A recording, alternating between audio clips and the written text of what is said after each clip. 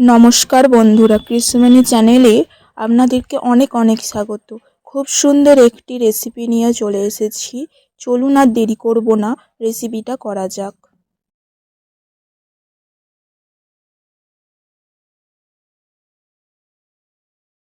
সব কিছু রেডি করে নিয়েছি। এবার একটি বোল নিয়ে নেব, তাতে দিয়ে দেব 1 বাটি ময়দা, তারপর দিয়ে দেব 1 বাটি সুজি,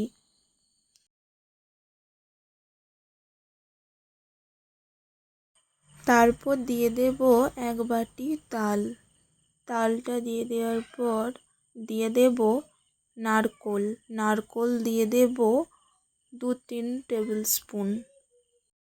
তারপর দিয়ে দেব চিনি দিয়ে দেব হাফ বাটি।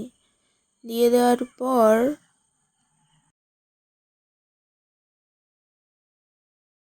পরিমাণ মতন লবণ দিয়ে দেব। তারপর দিয়ে দেব বেকিং সোডা, ছোট টেবিল স্পুনের 1 টেবিল স্পুন। তারপর দিয়ে দেব বেকিং পাউডার, ছোট টেবিল স্পুনের 1 টেবিল স্পুন। এবার দিয়ে দেব পানমৌরি 2 টেবিল স্পুন। পানমৌরিটা হালকা কড়াইতে নেড়ে আধো আধো বেটে নিয়েছি, আপনারাও বেটে নেবেন। তারপর এবার দিয়ে দেব রিফাইন অয়েল দিয়ে দেব 2 টেবিল স্পুন। দিয়ে দেওয়ার পর ভালো করে মিক্সড করে নেব।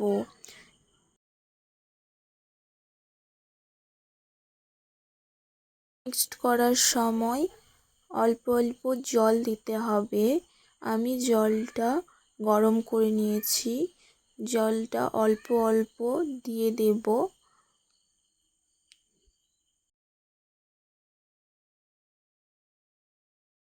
দিয়ে খুব ভালো করে মিক্সড করে নিতে হবে।